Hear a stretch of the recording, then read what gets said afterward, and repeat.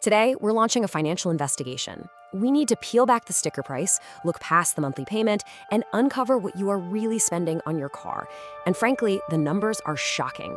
They reveal a crisis that's quietly trapping millions of American families. Okay, let's dive right in. $1,628. Just take a look at that number for a moment. Now, this isn't the total price of some cheap used car, or even the monthly payment on a high-end luxury vehicle. No, that is the true all-in cost the average American household is paying every single month for a new car. This isn't just some wild estimate. It's the reality hiding in plain sight in our bank statements. It's a combination of costs most of us just never stop to add up. And here's the central mystery. You see the payment, right? $767. And you think, okay, that's the cost. But that's not even half of it. There is an extra $861 that just vanishes from your budget every month. In this explainer, we are going to find exactly where that's going. So let's start with the most obvious part of this whole financial trap, the monthly payment. This is the number the dealers want you to focus on, but it's just the tip of a very, very expensive iceberg. $767. That's the average. It's the number that's supposed to feel manageable, something you can fit into your budget. But that feeling of affordability, it's really just an illusion designed to mask a much larger financial burden. And for a lot of people, the situation is way worse. Get this. According to Experian, nearly 1 in 6 new car buyers are now locked into a monthly payment of over $1,000. This isn't some fringe issue affecting a few people anymore. It's become completely mainstream. To really put this in perspective, the total auto loan debt in America has ballooned to $1.64 trillion. For years, we've all been talking about the student loan crisis, right? Well, just look at how close these two numbers are.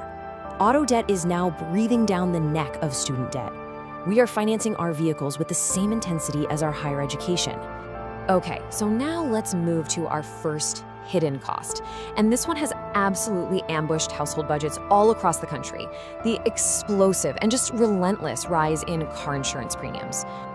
54%. That's the total increase in the cost of full coverage car insurance since just 2021. This isn't a small inflationary bump we're talking about. It's a massive price shock that has totally changed the economics of owning a car. And this isn't a one-time thing. The trend is actually accelerating. A 9% jump in 2022 was bad enough, but then came 17%, and then a staggering 24% jump in 2024. These costs are just piling on top of each other, year after year, with no end in sight. So why is this happening? What on earth is driving these insane insurance hikes? Well, it's not just general inflation. The answer is actually built right into the shiny new cars we're all driving. Let's call it the technology tax. You see, all those advanced safety systems in modern cars, the sensors, the cameras, the radars, they're great at what they do, but they are incredibly expensive to repair. A simple bumper replacement that might have cost $1,200 back in 2019 can now easily cost 3 times that, because you have to replace and recalibrate all those delicate sensors. And that cost, it gets passed directly to you through your insurance premium. Okay, so we've got the car payment and the insurance crisis. Now it's time to assemble all the pieces of this puzzle. Let's pull back the curtain and calculate the full, uncensored, total monthly cost of owning a car. And here it is, the full picture. That $767 payment is the biggest piece of the pie, sure, but it's less than half the story. You have to add $208 for insurance, $171 for fuel, and $92 for maintenance. But look at that second biggest slice, depreciation. That's $390 every single month in value your car loses just by getting older. It's a very real cost you pay when you go to sell or trade it in. Add it all together, and you get that shocking total, $1,628. Let's try to put that number in context. The average American household spends about $504 a month on groceries. That means we are now spending over 3 times more to own and operate a car than we do to feed our families. Think about that for a second. When you actually do the math, it's pretty alarming. The typical household is now spending over 24% of its entire pre-tax income on their vehicle. Financial experts recommend a limit of 10 to 15%. We're nearly double the safe limit, which puts millions of families on a financial knife's edge. But there's another, even more insidious problem lurking just beneath the surface: It's a debt cycle that's incredibly difficult to escape, and it's called the negative equity trap. So what exactly is negative equity? The idea is simple, but the situation is dangerous. It's when you owe more money on your car loan than the car itself is actually worth. You might have heard people say they're underwater on their loan. This is what they're talking about. Now here's how the trap works. You're underwater on your current car, but you want, or maybe you need a new one. The dealer says, no problem. They take your trade-in and whatever debt is left over, that negative equity, it just gets rolled over and tacked on to the loan for your brand new car. You start your new loan already thousands of dollars in the hole.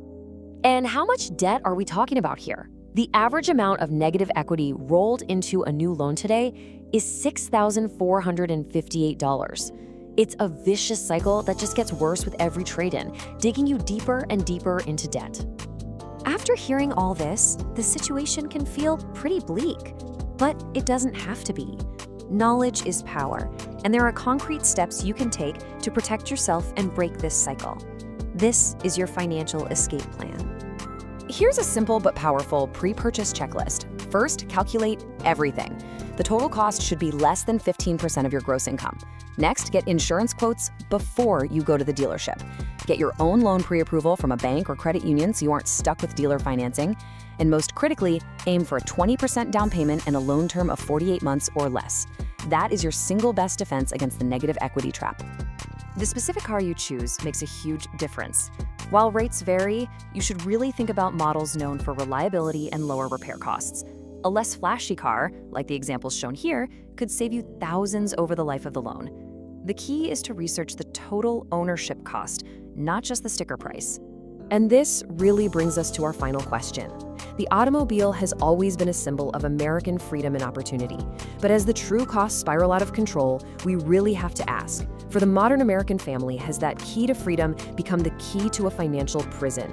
The choice, ultimately, is yours to make.